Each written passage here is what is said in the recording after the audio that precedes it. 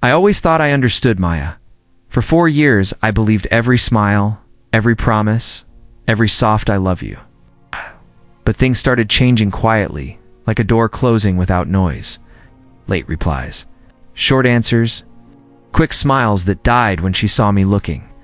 One night, she sat on the edge of our bed typing fast. I asked, "Who are you texting?" She didn't even look up. "Just someone from work." "Relax. Someone from work," I repeated, trying to keep my voice steady. "Ethan, please," she muttered. "You're overthinking again." I wanted to believe her, but my chest felt tight. At work the next day, Ryan dropped a file on my desk and said, "You look like hell." "You okay?" I sighed. "Not really." "Maya's been different." He pulled up a chair. "Different how?" "She hides her phone. She lies about where she's going. She keeps smiling at messages I never see." Ryan leaned forward. "Bro, that's not small stuff. You need to talk to her." "I did," I murmured. She brushed it off. "Something's off. Check before it's too late." I didn't want to be that guy, paranoid, insecure, searching for things I didn't want to find. But the fear wouldn't let me breathe. When I reached home that evening, Maya greeted me with an overly bright "Hey, you're early." "Yeah," I said, watching her. "Wanted to see you?" She hesitated. "I actually have to meet a friend later." "Which friend?" "You don't know them, Maya," I whispered. "Are we okay?" She stiffened. "Why wouldn't we be?" "Because you feel far away." "I'm just tired," she snapped. "Stop assuming things." I went silent. I didn't want to argue. I just wanted the girl who once held my hand and counted my breaths when I cried over my father's death. Later that night, I heard her whispering in the living room. Her voice was soft, too soft. I walked closer, stepped slow, breathing careful. "No, I can't talk long," she whispered. "He's inside." I froze. Then she said a name. A man's name? A name I hadn't heard in years. "Aiden." My stomach dropped. I leaned against the wall, trying to steady myself. "I'll see you," she whispered. "Just not like last time." My fingertips went cold. Last time? I stepped back before the floor could betray me. My heart thudded so loud I thought she'd hear it. When she ended the call and walked toward the bedroom, I pretended to be asleep. She slipped under the blanket and whispered, "Good night," kissing my shoulder as if she hadn't just ripped something inside me. The next morning, Ryan called. "Did you talk to her?" "No," I said, pacing the kitchen. But I heard her say his name. "What name?" "Aiden." Ryan let out a long breath. "Ethan, that's her ex. I know who he is." "What are you going to do?" "I don't know. I need to think." Ryan's voice softened. "Check her location. If she's lying, you'll know." "I shouldn't have to," I whispered. "She should just tell me the truth." "Sometimes people don't," he said. "Sometimes they hide the truth because it's worse than the lie." His words hung in the air long after the call ended. Maya stepped out of the shower, smiling faintly. "I'm going to see my cousin tonight.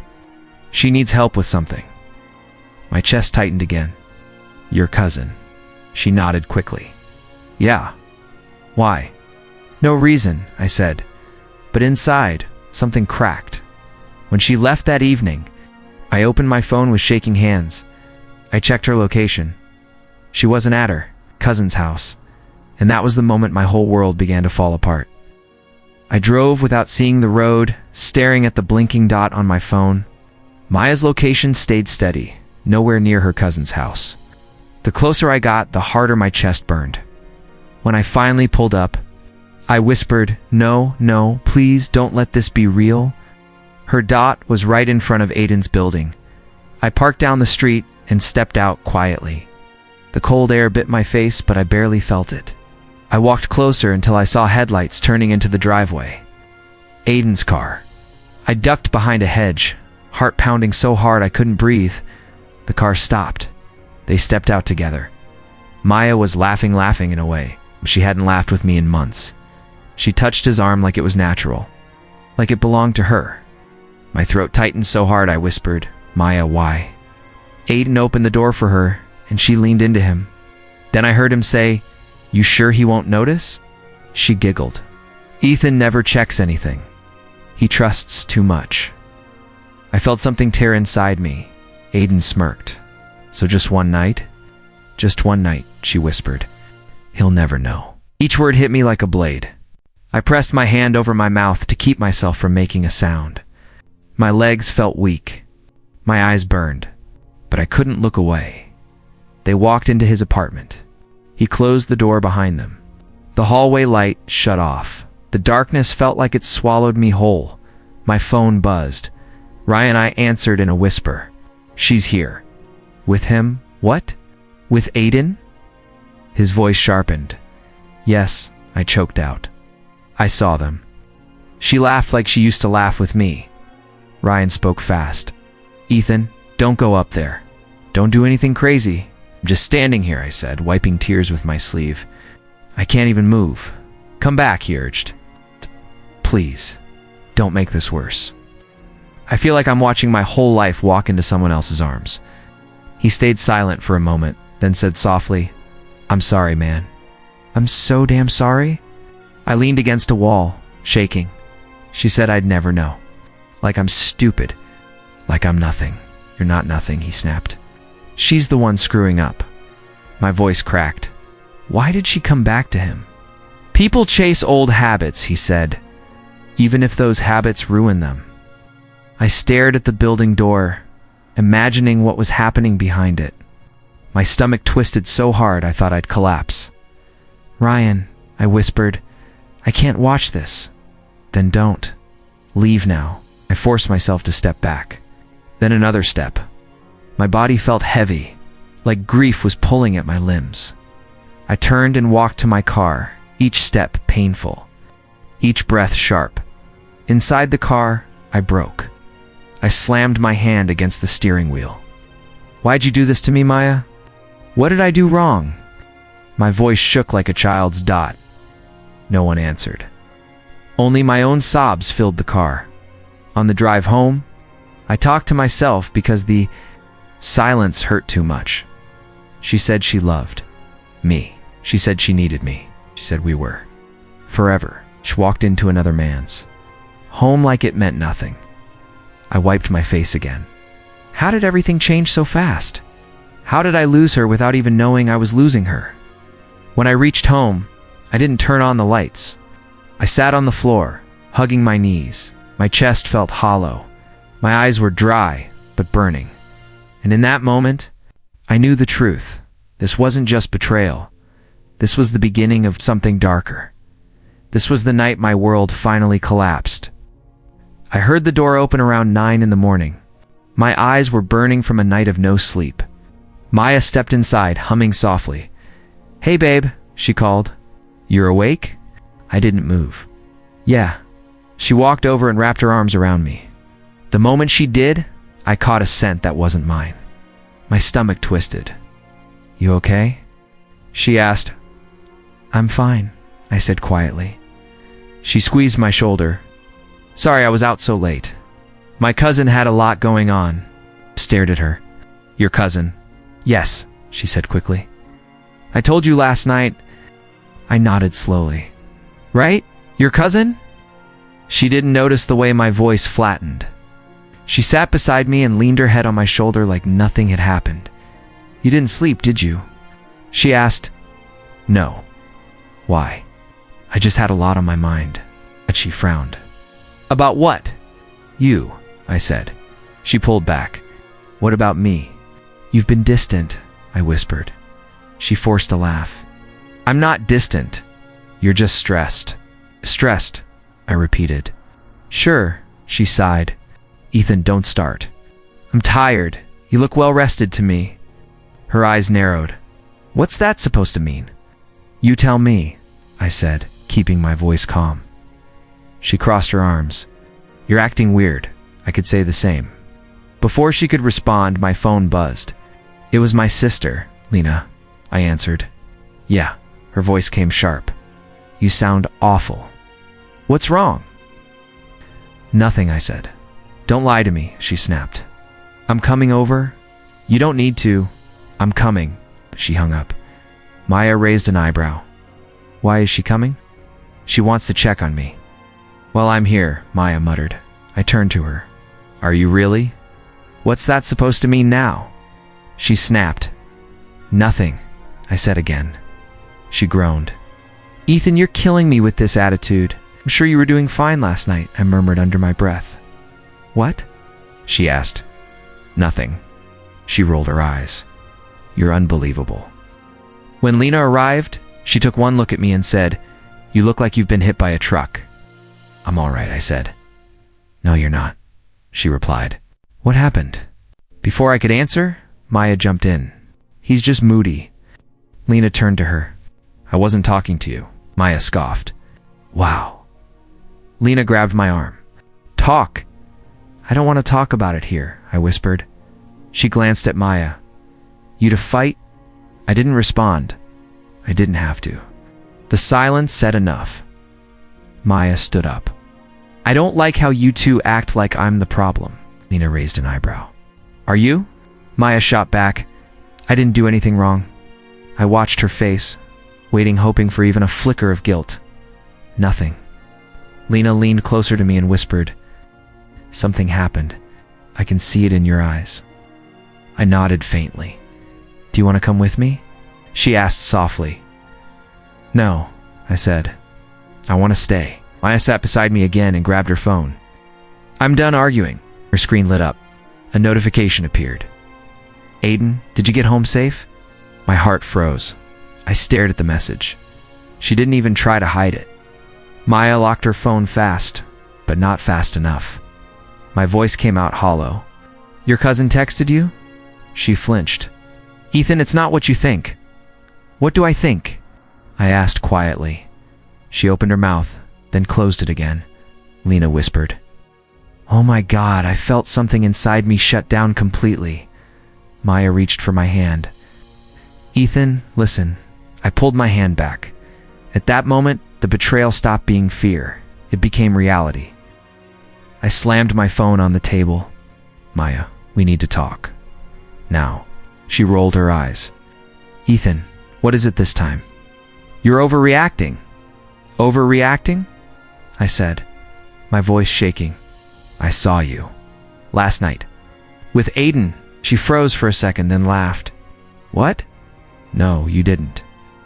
I have proof, I hissed. Your location, your texts. Don't lie to me. Her face twisted. You think I would, then. You're insane. She waved her hands like I was crazy. I can't believe you don't trust me. I trusted you. I shouted. For years. And you, me, you're blaming me? Her voice broke, then cracked into a sob. You think everything is about you? You think I'm the villain here? You're pathetic. I blinked, stunned. She was crying, screaming, twisting it so I'd feel guilty. I showed her the texts. Look at this. He texted you after you left. And your location don't tell me this is my fault? She screamed louder. Stop. Stop it. I can't. You're suffocating me with your accusations? You're overreacting. Everything is your fault, Ethan. Her voice made my ears ring. I felt rage and shock collide. She didn't even pause to breathe. She kept playing the victim. Then my phone buzzed.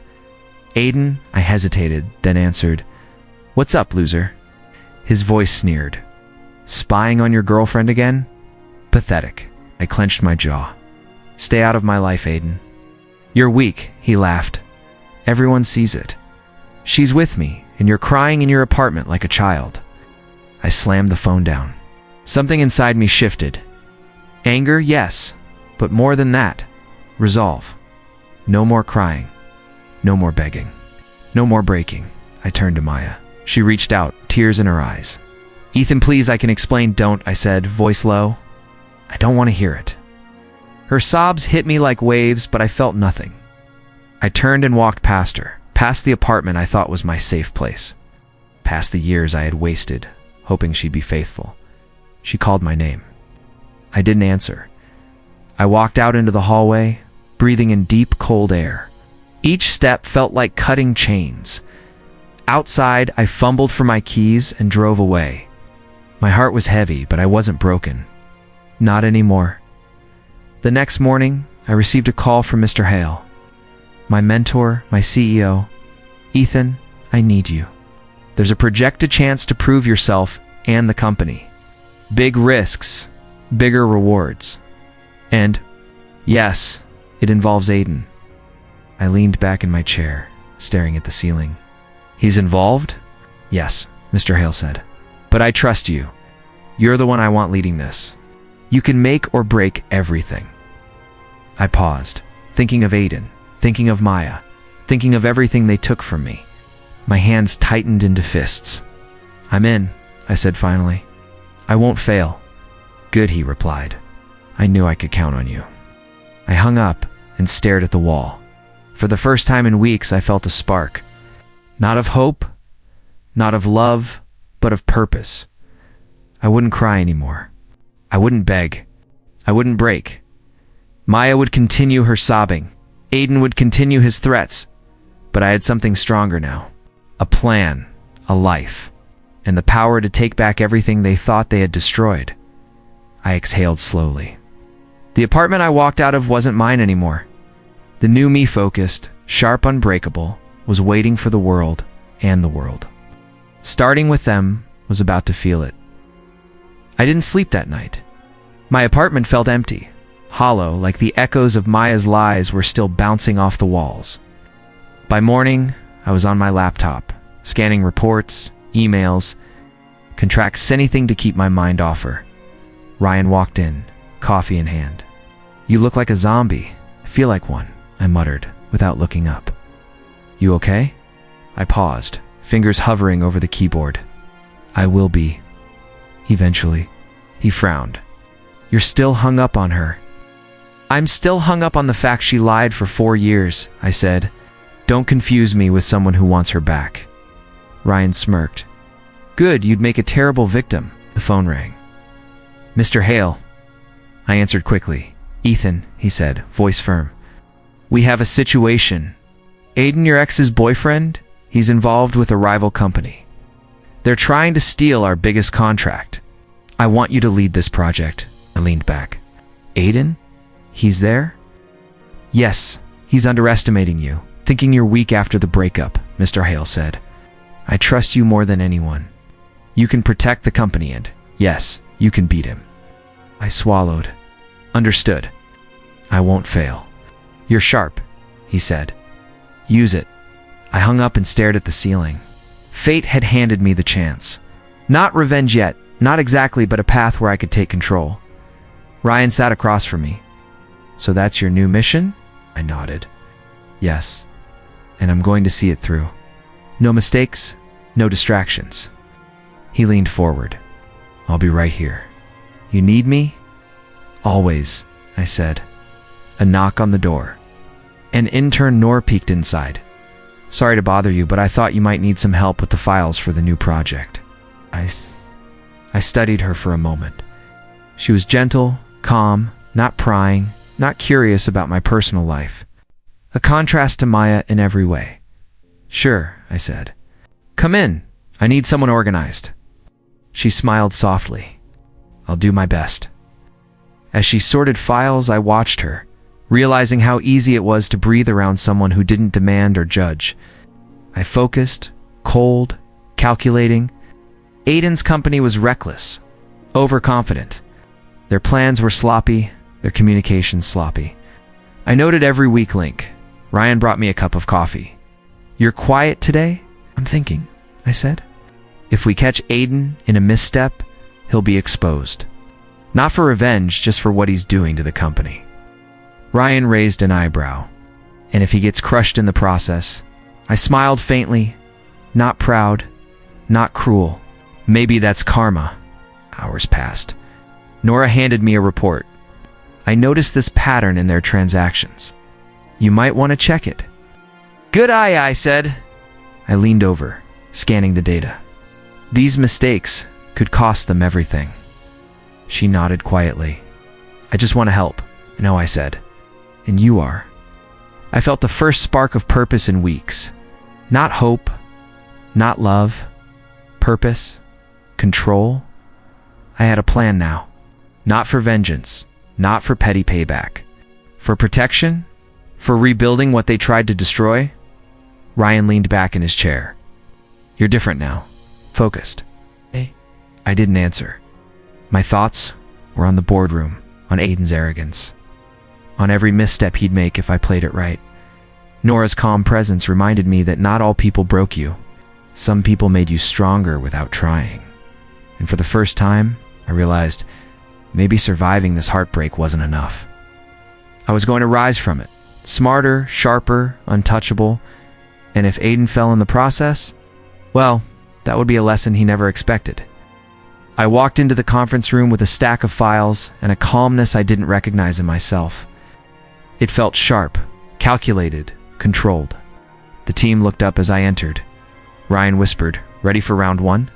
"I've been ready," I said, taking my seat. Daniel, the strict board member whose stare could slice through steel, tapped his pen. "Ethan, you're leading." "Don't waste our time." "I won't," I replied.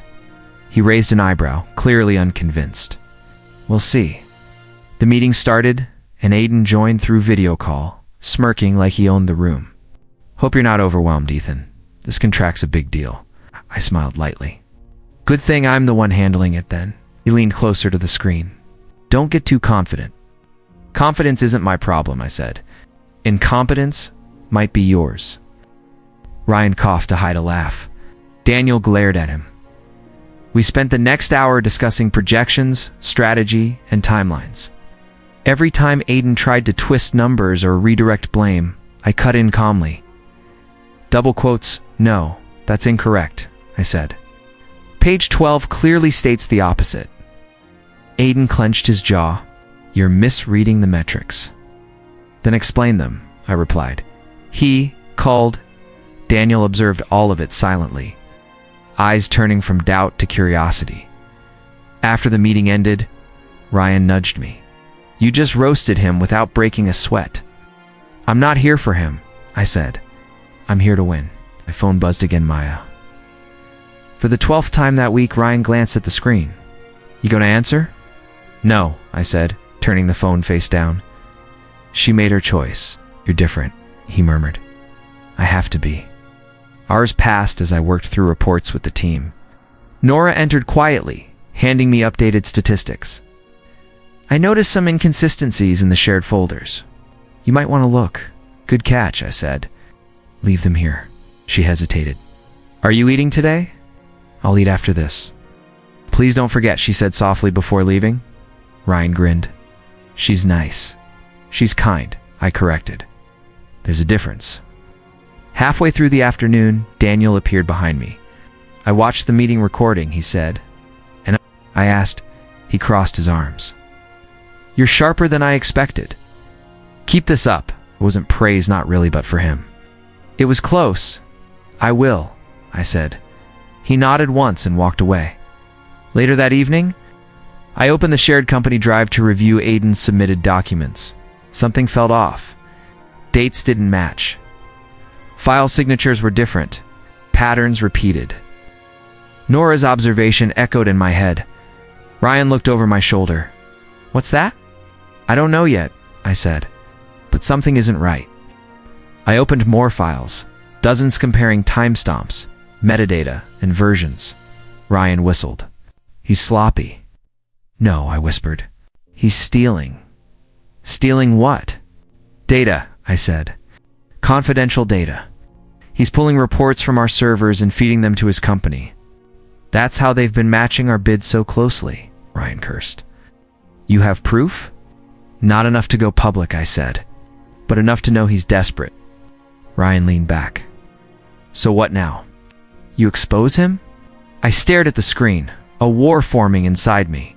One click, one report, one email. Aiden's career, reputation, and future would collapse. He'd lose everything. Maya would watch him fall. Karma would hit like a storm. But I wasn't sure if I wanted that, or if I just wanted peace.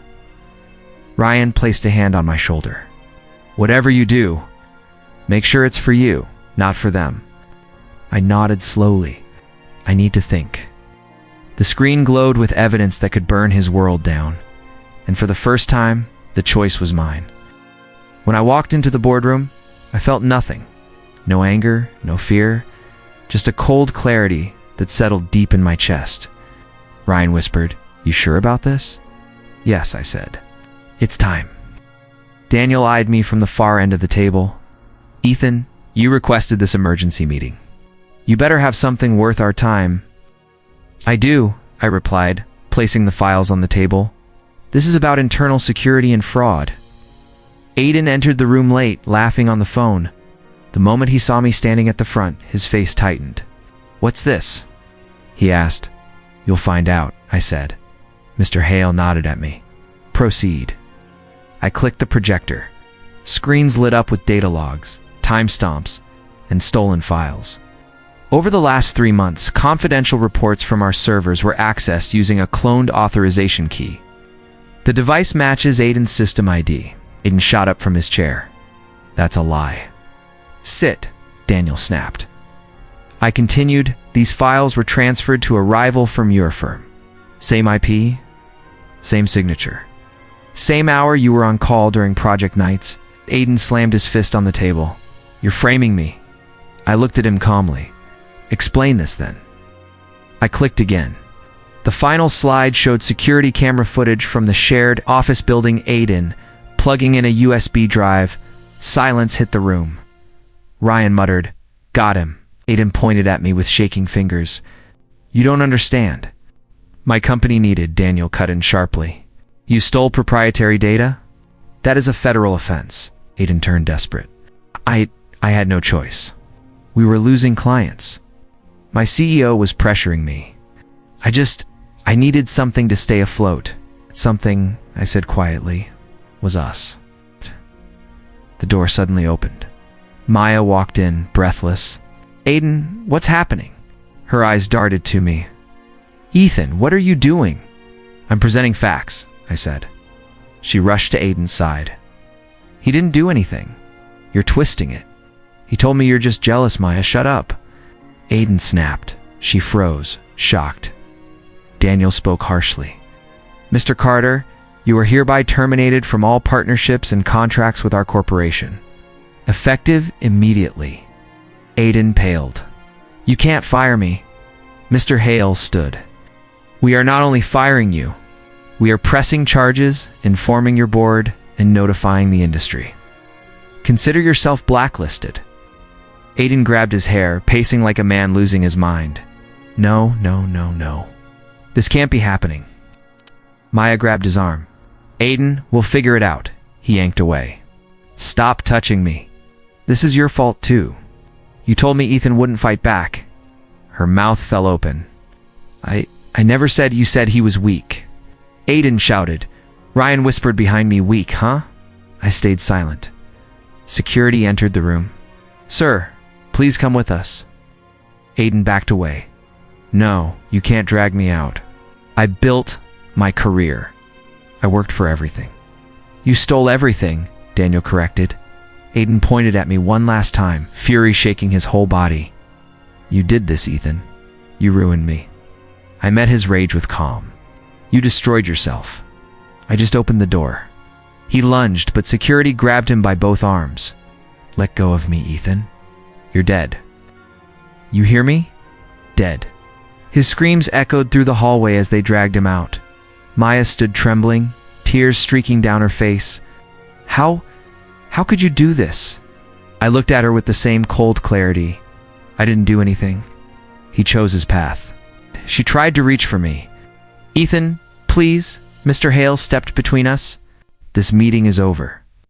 As everyone left the room, Ryan placed a hand on my shoulder. "You did the right thing." Nora gave me a soft nod. "Justice matters." I walked out last, my heart beat steady, my mind quiet. For the first time, I felt the weight lifting. The fall wasn't mine anymore. It was his.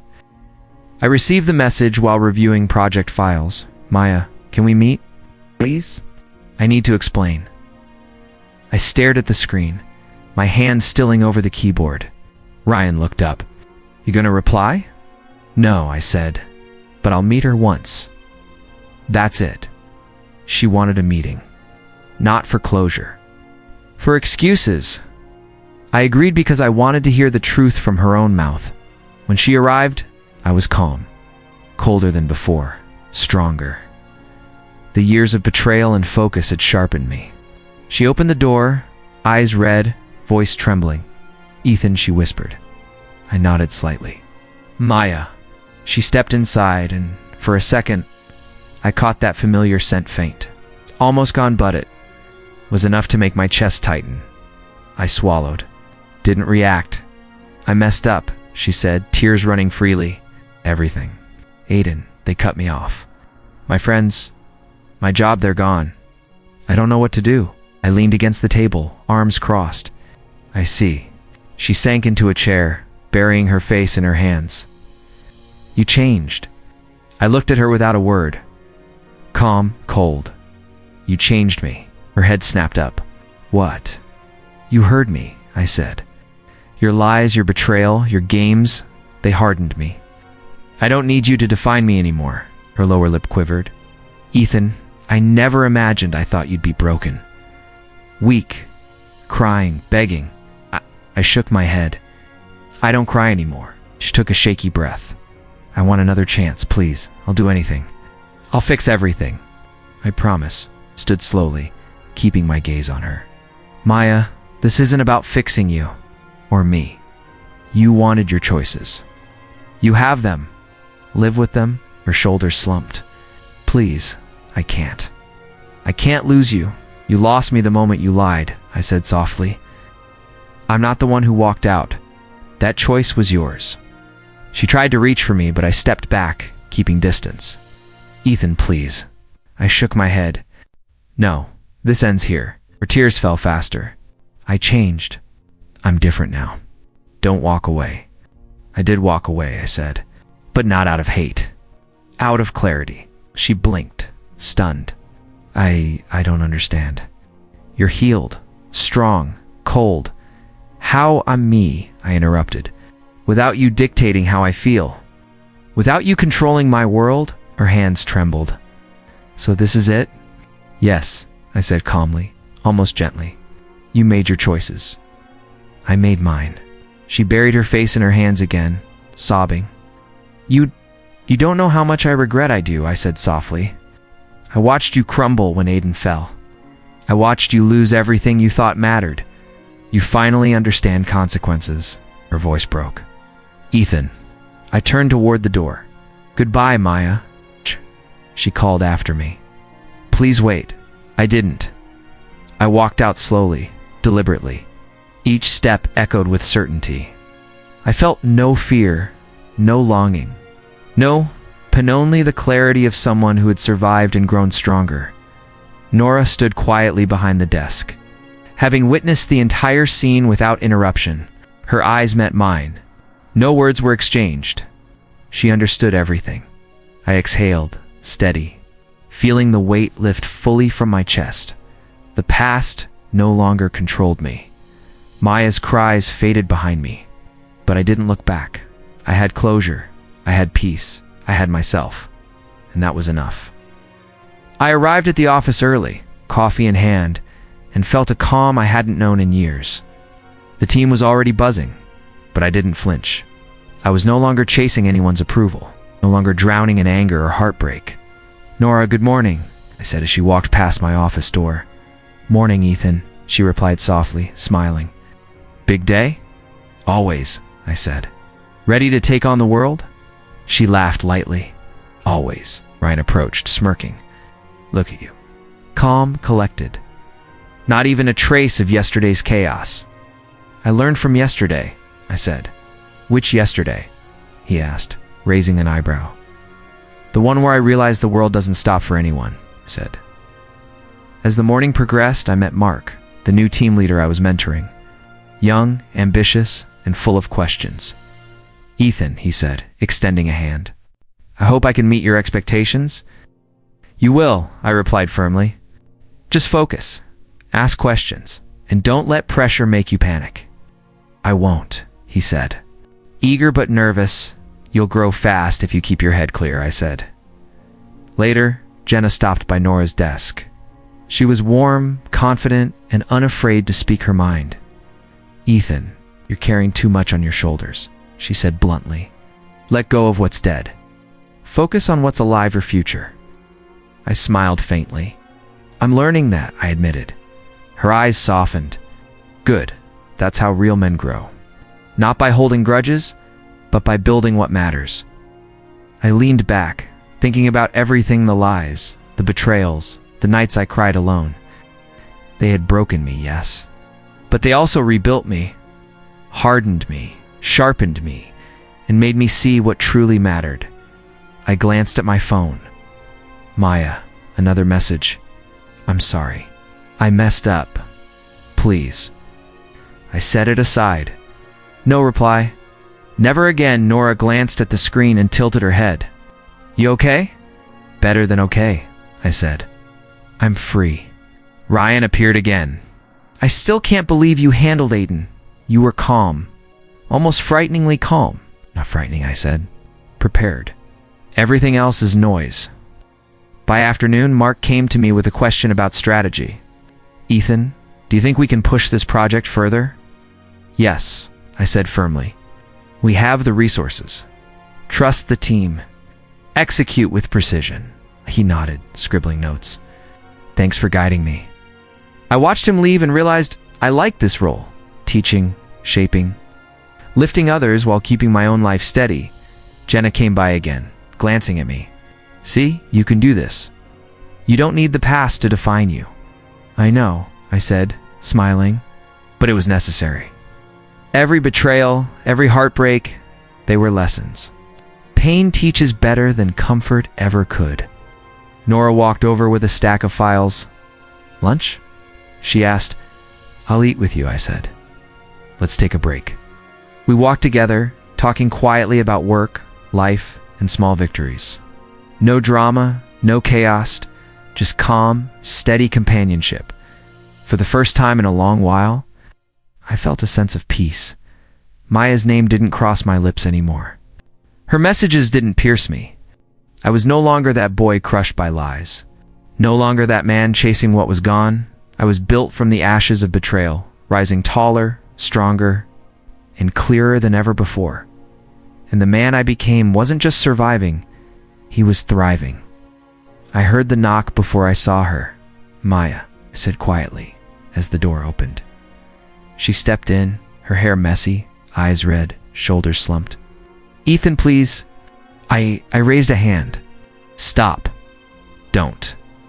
I don't need explanations." Her lower lip trembled. "I didn't mean it was a mistake. It all fell apart. I lost everything. I'm sorry." I leaned against the desk, arms crossed, calm, cold, empty of what she wanted, anger, tears, regret. I had nothing left for her. "I'm not angry," I said softly. "I'm done." Her eyes widened. "Done? Yes," I said. "You don't get another chance. You don't get apologies, or excuses, or forgiveness. I am not yours to hurt anymore." She moved closer, voice cracking. "Ethan, please. We can fix this." "I can fix us, you can't fix what you broke," I interrupted. "And I'm not waiting around to watch you try." Tears rolled freely down her cheeks. "I changed. I see it now. I need you." I shook my head slowly. "You don't get to need me. You get to live with the choices you made. That's all." She fell silent, the weight of my words sinking in. I saw the confusion, the despair. It's a realization she couldn't undo what was done. "I'm leaving," I said after a pause, voice calm, deliberate. She looked up, hope flickering. "Ethan, wait." "No," I said. "Goodbye, Maya."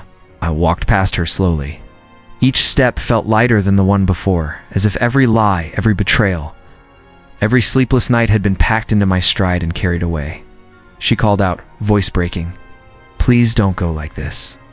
I didn't turn. I didn't look back. I didn't need to outside. The cool air hit me, sharp and fresh. I breathed it in deeply, chest expanding. Freedom, relief, power, calm. Nora was waiting, leaning casually against the car, watching silently. No words were needed. She understood the contrast, the past that tried to crush me, the present that finally let me breathe. Ready? She asked softly. I nodded. More than ever. She smiled faintly, the kind of quiet smile that didn't demand anything from anyone, just offered peace. I got in the car, feeling the weight of years lifting from my shoulders. I glanced back at the building. At the door where Maya had stood moments ago, the girl who lied, cheated, and betrayed. The girl who thought she could break me with one night, one choice. She had broken the wrong part of me. I had rebuilt everything else. Ryan had texted earlier, checking in. I ignored it. This moment wasn't for anyone else. It was mine. The streets passed by in silence, calm, ordinary, yet somehow new. Everything ahead of me felt open. Nothing behind me had power anymore. Maya's cries, Aiden's threats. The nights of pain, they were shadows in a past I'd already left. I exhaled slowly. She spent one night breaking me. I spent months rebuilding myself. And this time, I paused, letting the truth settle deep in my chest. I walked away forever. Nora glanced at me, her eyes meeting mine, and in them I saw what I had earned. Strength, clarity, and peace. The horizon stretched before me, wide, untouched, waiting. And for the first time in years, I smiled not at revenge, not at victory, but at freedom. The past was gone. The future was mine, and nothing, not betrayal, not heartbreak, not lies, could touch me again. I was done. I was whole. I was free.